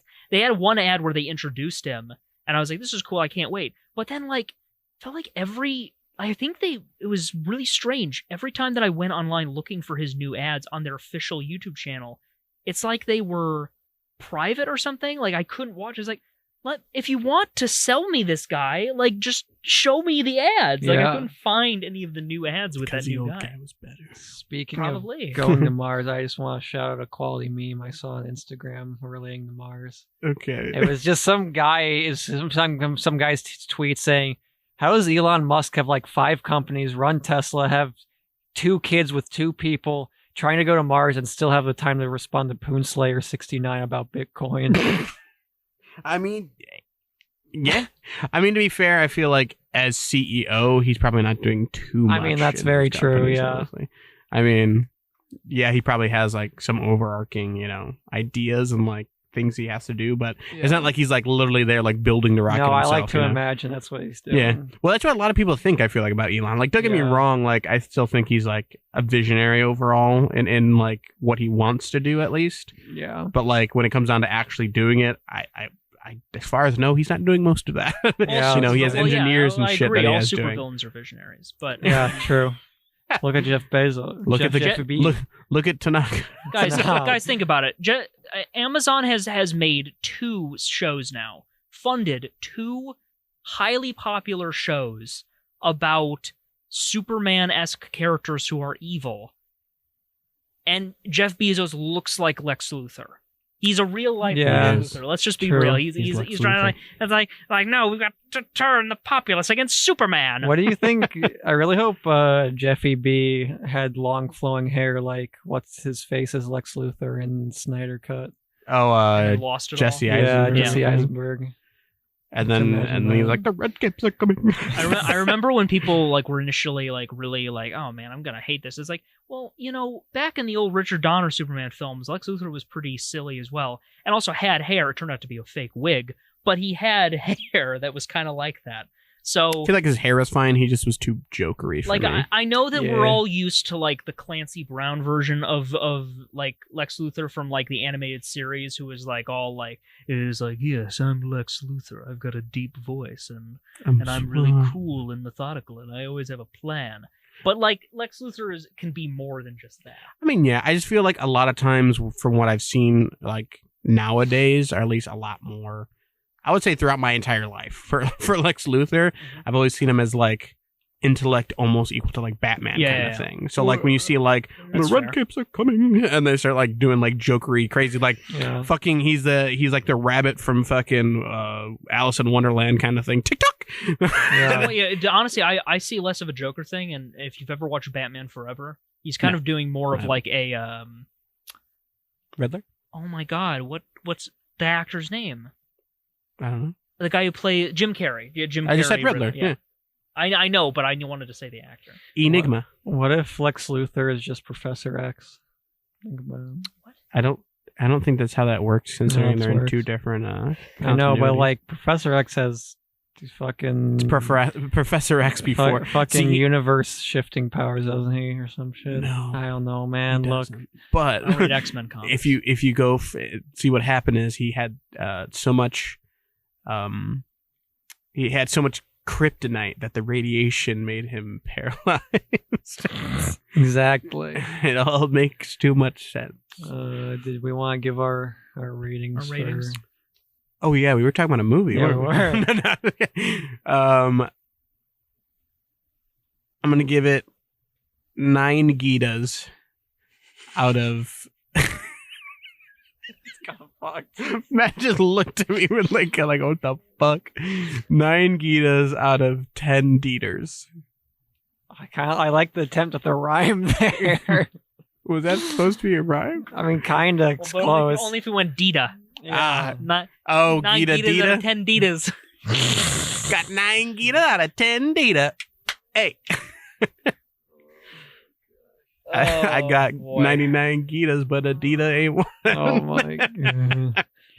I'm gonna give it a. I'm going to say 9 out of 10, by the way. I'm gonna give it a. Jesus I'm Christ. thinking about it. I'm giving it 18. At least make it quantifiable. 9 out of 10 It is still quantifiable. okay. Hold on. Hear me out. Hold Out on. of 20. 18 fucking shamblers. Okay. The one specifically that ate that one woman with the gas canister. Out of 20.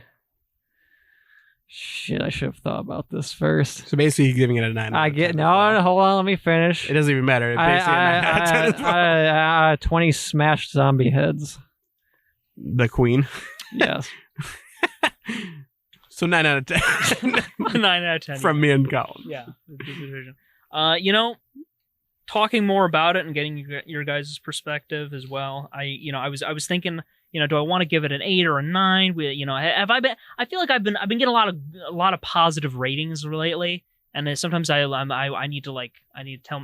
need to sit myself down and be like, are you being critical enough? Yeah, I do actually want to ask, because I feel like we actually haven't talked about anything negative yet. No, we have. We've talked about the Maria thing. We've talked about the font. We've talked about the font. That's a big thing for Yeah, that's me. a I'm big sorry. thing. That's a big The thing. font in the beginning, like 5 minutes of this like 2.5-hour movie was a real we talked big about thing. the bad parts. Yeah, I guess we did.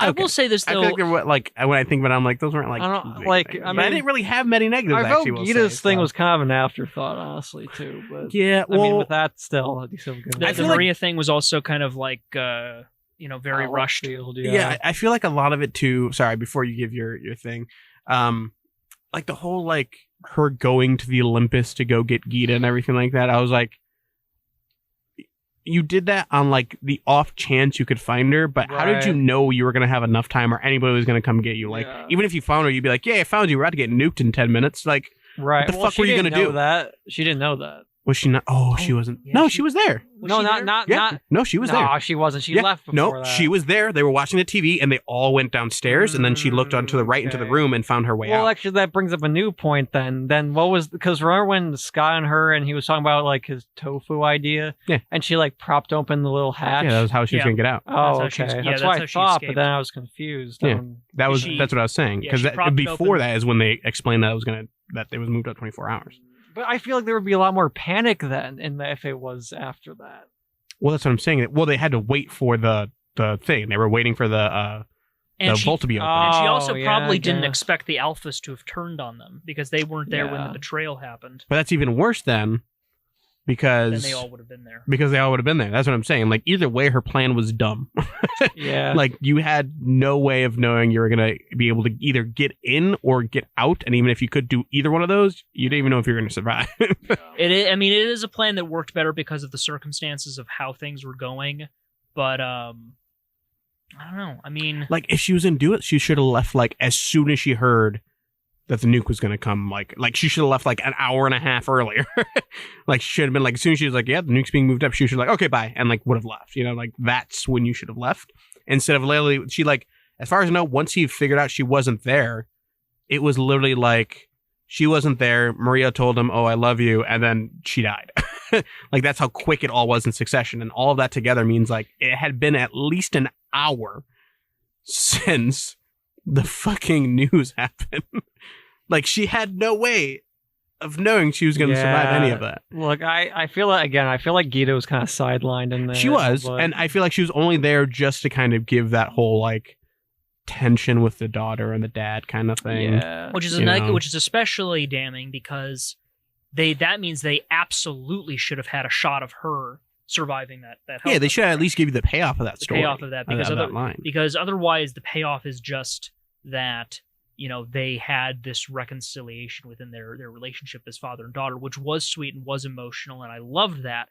But her like mission can be assumed to be a failure if you don't have that visual recognition of the right. Well, doesn't Scott say like here to take this money to take care of her kids or something? Her and her kids, yeah. Well, because I think he name drops her as well, which I suppose could be tacit confirmation that she survived. Although that wouldn't make any sense because how the fuck would he would know? It was right after the explosion. He's just sitting there like exactly. You know, so but I don't know. Whatever. Point is, it wasn't so big an issue that it only came up after we started looking for issues at the end of a well, yeah, like it was something where like I realized it when I was watching it. I was like, she's so dumb. Like there's no way, you know, like any rational person would have been like, it's fucking too late at this point. I'm sorry.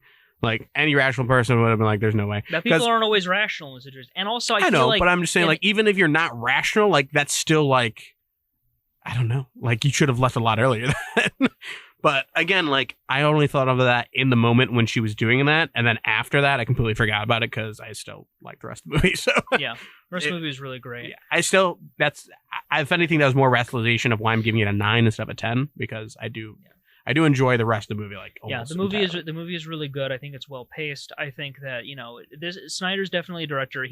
This whole thing with the Snyder cut and all that is just proven that there are so many films, too many in fact, that are cut down for time because I think a lot of studios undervalue the attention span of their audience. Because if you have a film by a director that can make a good film, people are going to be in it for the long haul. Yeah, no, I actually thought in this film, I was like going to be kind of upset because I remember I had to pause it for a second to do something, and I was like, oh, it's probably like close to the end, like we're gonna get whatever, and like not really too much has happened so far.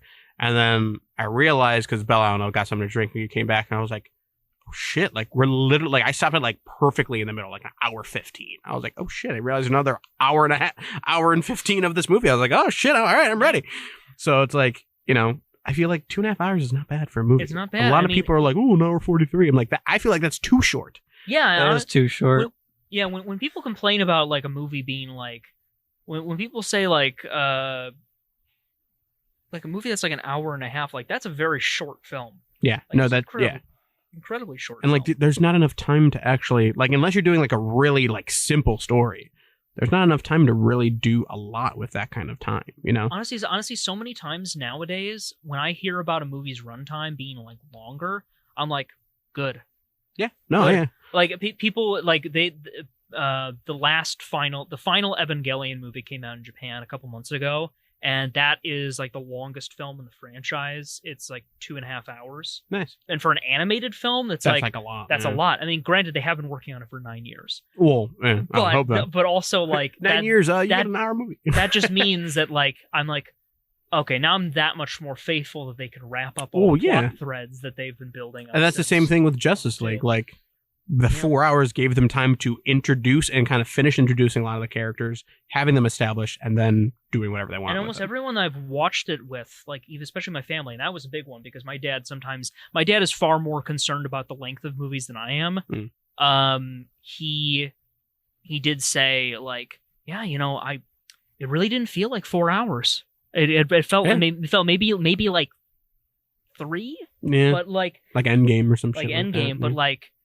Honestly, if you tell the story right, you know, people aren't going to really mind the length of the movie. I'm not the type of person that usually complains about the length of the movie because even if I think that some movies can be slower, it's like that is the amount of time that director felt like they needed to tell their story. Like Blade Runner 2049 can be a pretty slow movie, but it's also like really beautiful and really brilliant tale of like the human condition, and so Like, It's give kinda that worth it. give it a Kinda time. worth Well, it. that's kind of the same with like Falcon and Winter Soldier for me. Like, I mean, yeah, like technically it's just a really long movie, but like, imagine that just being squished down to like 2.5 hours. I feel like they could still do it, but I feel like they're gonna miss a lot of kind of what made that whole series good. That's why I think a lot of people are doing shows now more than movies. Oh yeah, and I'm more power to them. Shit, Yeah. do more of it because I personally like the shows and that they give you more time to be with that Yeah. character. I mean, some shows just fucking fill it with fluff to like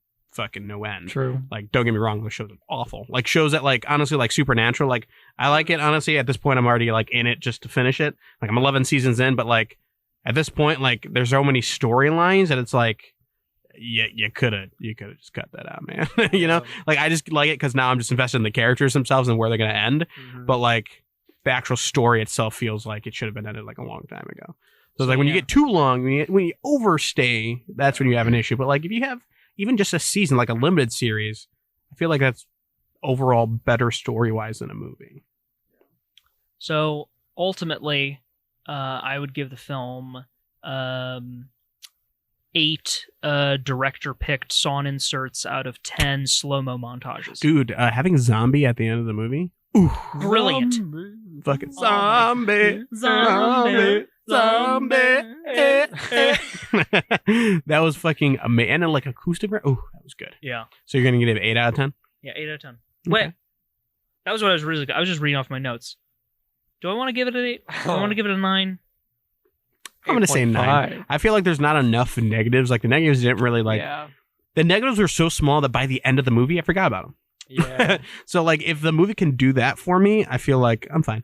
I'm fine with that. I really I'm giving it a liked 9. all of these characters, and the ones that I didn't were the ones that I think were intended to be not liked. And then Yeah, and then they get killed died. like terribly, and it's awful. All right, I mean, 9 awesome. director handpicked sawn inserts out of 10 slow-mo montages. I like it. I like it. I agree with an. So we got 3 9s out of 10. Like, Okay, honestly, 10. I mean, obviously it's a 9. Triple 9, 10. another movie that I don't think was that good. Triple 9. Triple 9 was it was a film starring Chiwetel Ejiofor, the guy who remember the guy from I heard from Jafar. Doctor Strange. Remember the Not guy so fast, who remember the Jafar. guy who was like his mentor at but then at the end of the movie it's like you can't use time magic, it's too evil, and then he walked off and he like left. The evil guy, the guy who was his friend, but then he became evil at the end. Oh, Mordo. Mordo, yeah. Yeah, and Mordo. he's like, I know the issue with the world. Stars him. Too many It sorcerers. stars the guy from The Walking Dead, Norman Reedus. don't say, Stars. Oh, you mean the guy from Death Stranding? Yeah, and it also stars Aaron Paul and Hey, bitch. oh man, who else? Oh yeah, oh shit, the That one guy who did that one thing.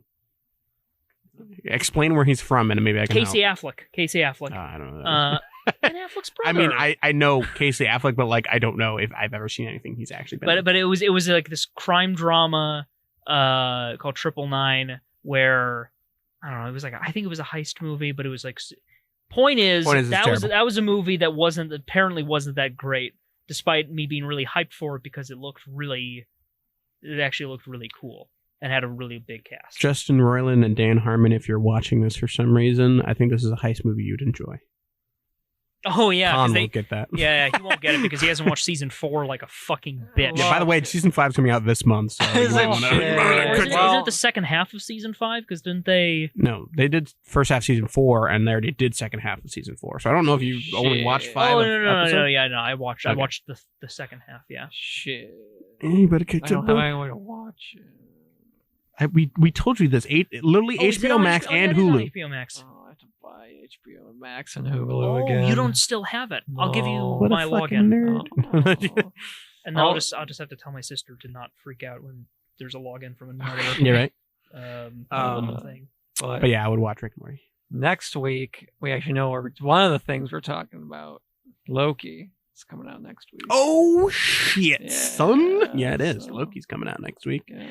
Yeah, Just do a little preview for the first episode, but Your savior is here. I'm pretty sure they're doing a little I think they're doing a series where they're trying to like catch you up on where Loki is now. Not that it probably matters to us because we already know where he's at, but it's probably for other people who either haven't rewatched it or just literally don't know anything about him and want to do it. Much like that Clone Wars Essential list, which was literally just all the clone episodes, which was not the Essentials list. And I was so mad that I made my own.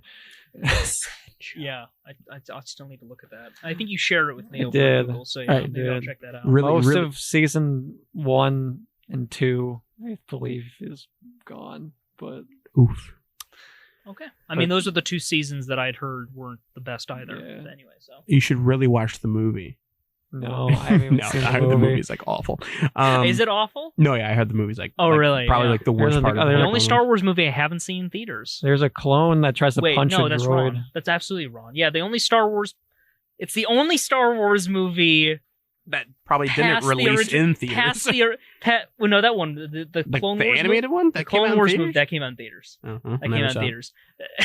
But Yeah, everything that point- past the original Tridge, I think I've seen in theaters. At that point, people hated Ahsoka. So Oh, true. yeah, I yeah. think she that's was part of it. she was too. a snotty brat in the beginning. Isn't that how they met too? Don't I outrank you? Or was Something that like I haven't. I don't know. Yeah. I haven't seen I it. think experience outranks whatever. Yeah.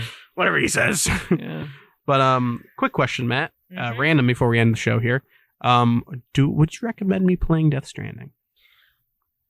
Because it's on PC and now I have a 3080, so I feel like it's gonna be like Oh, you okay? If you are interested in playing it, particularly for the visuals, I'd absolutely. I mean, if you have a good graphics card and a really good one now, I mean that game will make you come. Like, it is gorgeous looking.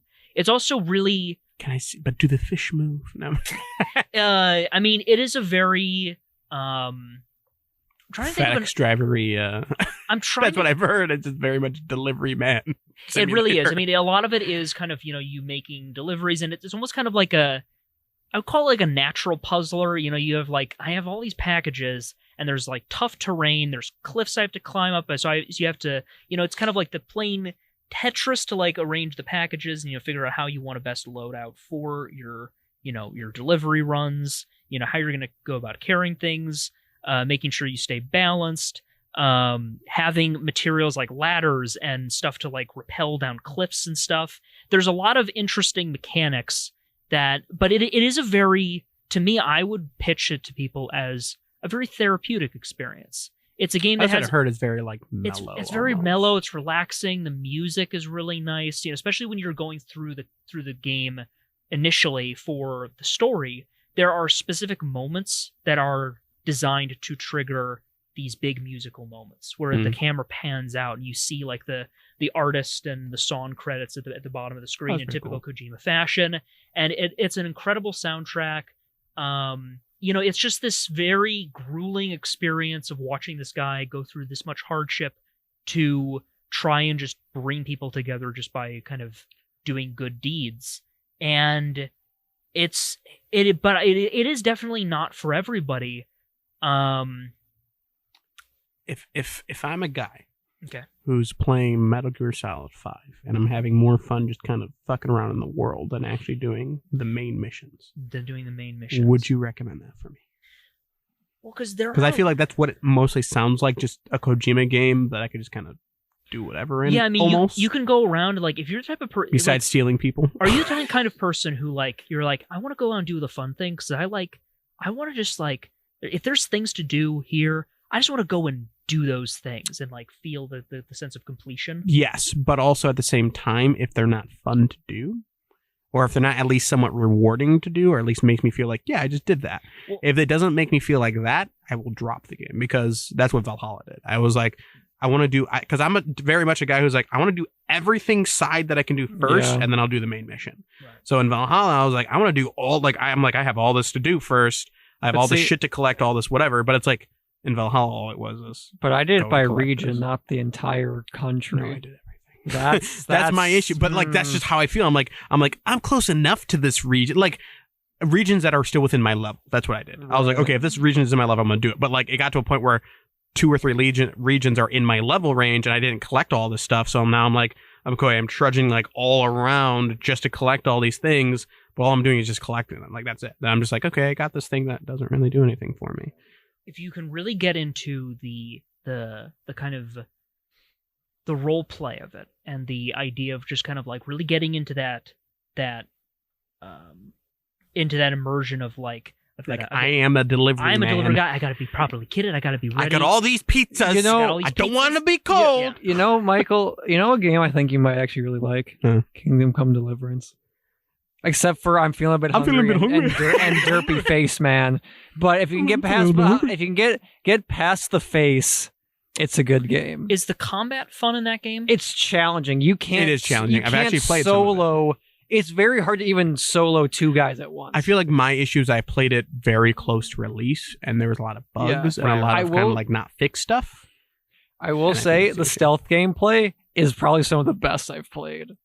Purely because it actually has animations for you, like, and doesn't it go off of your armor too? Like if your armor is too clanky, like like, so we can hear your shit. You have to wear just clothes. Otherwise, clothes. Like, if you're wearing like actual like fucking like plate armor, it's gonna be like clink, clink, because you're fucking wearing plate armor. Take notes, Todd Howard, because they did it better than you did. The stealth and that sounds kind of fucked, but just the way you stab someone in the bed is just really. It's good shit. Jesus Christ! Look, just the animations. Impressive. What's his name? Christopher Lee was Count Dooku. Oh yeah, and Saruman. When he told, he's like, no, that's not what you make when you get stabbed in the back. That's not how people. You make more like get stabbed in the back. It's more like. Yeah. Well, okay, I'm just saying the stealth takedown animation's really good. They're really good. Yeah, they're really good. I actually heard what was that game? Escape from Tarkov or Tarkov? Yeah. I heard that's actually like really, really good for realism. Actually, like I was telling you guys earlier, during my Micro Center adventure the other day, one of the guys there was military, and he's like Warzone has one of the stupidest armor things ever because you don't just fucking put 3 armor things. He's like, you do have plates, but you have 1 on the front, 1 on the back, and 2 on the sides. And he's like, and you would never be able to sprint like you can in Call of Duty. He's like, that just doesn't make sense at all. He's like, Tarkov is very true in that like you're gonna be walking slow, and like he said, everything is really, really true to life except for, I guess for some reason that game you can't be quiet. Like your character around you just start like shouting in Russian for no reason. So he's like, yeah, like you could, like, he's like, the gunplay is like really good. Like it's like literally 1 shot in the head and you're dead, like with a pistol or whatever, unless you have like protective helmet, like that kind of thing. Like I always thought that was cool, like realism like that. I always like to see, but there's also like a point, like right. in GTA 5. The creator was like, well, we were thinking about making you gas up at the gas station every time. I'm like, I would hate that. Oh, that'd be There's a balance of realism and fun. Exactly. So like sometimes the realism can be fun in the situation of Tarkov. I feel like that is interesting to get that kind of like, okay, I'm being tactical, like real military man. Yeah. Whereas if it's tedious realism, that's where it gets dumb. Yeah. Where it's like, I know I have to eat and drink in real life. I don't want to fucking do that in a game. Well, see, that's what turned me off of Kingdom Come for a long time. I'm feeling a bit hungry. But then I realized literally every inn just has a pot of stew you can eat. So, I mean, if you guys don't understand the I'm feeling a bit hungry thing, and Kingdom Come Deliverance, your guy just sounds so fucking stupid when he's just hungry randomly. He just goes, I'm feeling a bit hungry. But Matt, going back to the combat thing real quick, imagine like For Honor combat, but with like 4 other directions. Oh God. Yeah, it's like it's pretty in there, but like not like crazy like what the fuck? We're in the top floor. What the fuck was that? It's not like crazy like doing flips and shit. No. Like it's literally like you're being like, if you don't have armor, you're kind of fucked. Yeah. Well, going back to Death Stranding. If you like that idea, like Norman Reedus. If you like, the performances are really good. I think Norman Reedus does a great job. Did they motion cap a baby? I think so. Oh, did they actually? I was actually just fucking around. I don't know. I don't think they did because it's a lot of like baby like floating in that little tank that. Oh, maybe they should have put a baby in a tank. Léa Seydoux, the French actress, absolutely incredible performance. I think like Guillermo del Toro or some shit. Yeah, he did. I don't know if he did the voice. He did special guest appearance. Mads Mikkelsen. Mads Mikkelsen is one of the, as Cliff. He's one of the recurring like antagonists of the game. and then there's one other actor who I think should have gotten an award for his performance, and it's Well, that's the issue with I mean, award in like gaming, that's fine, but like even when it comes down to like I know this is a whole different kind of thing, but like Hollywood and stuff like that, like with the Oscars, like people like oh my god, I'm blanking on his name, Gollum. Andy Serkis? Yeah, like people like him will never get an Oscar because that's so sad. Like he doesn't really as Gollum, he did great. As Snoke, he did decent. I mean, I don't think that was like like an Oscar-worthy thing, but I mean, he's still good.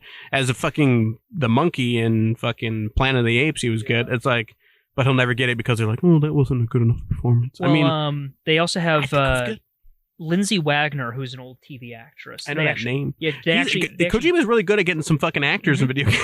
They actually de-aged her for her performance because like she's basically like she's like in like a relationship or was in a relationship. I feel like that'd be pretty Reedus' easy character. to de-age somebody in a video game. Yeah, I know, but so it's like you get the benefit of that actor and their experience, but also like being able to kind of make it as if like, oh wow, it's just like they just got off the set of $6 Million Woman. Right. like goodness. But Tommy Earl Jenkins did an amazing, like his performance as Die Hardman was absolutely phenomenal. I mean, and it's one where at first you're just like, this guy kind of like his line delivery, he really is kind of like very traditional, like Kojima, like expository, like cool sounding guy. Like Roy Campbell in Metal Gear Solid games is just like his is the perfect voice for giving exposition, because it's just like, oh, it's a lot of exposition, but God, do I like listening to him speak. Same thing with Tommy Earl Jenkins, but he has a scene at the end of the game that I think is like, oh, if it was a movie, it would be Oscar-worthy performance right there. Absolutely incredible. But when you ask me if I think you should play it, like me personally, I think yes, because if you're looking for something that you can chill out and enjoy, like delivering packages, going through, like I want to get a completion run, I want to get 5-star ratings on every one of these places, because you're basically going across America from east to west, trying to basically get all of these places to join into this network called the UCA, I think, the United Cities of America, after this huge, near apocalyptic event that almost ended human life. And you're trying to just connect all these people into this like weird, like futuristic network, so that they can unite America again. And so some people don't want to be part of the network, and you have to deliver something. You have to basically kind of build those connections, build bonds. Connection is like the biggest theme, like whether it be the idea of strands or threads. Like there's tons of visual and dialogue and lore-based reiterations of that theme of building bridges and connections between people.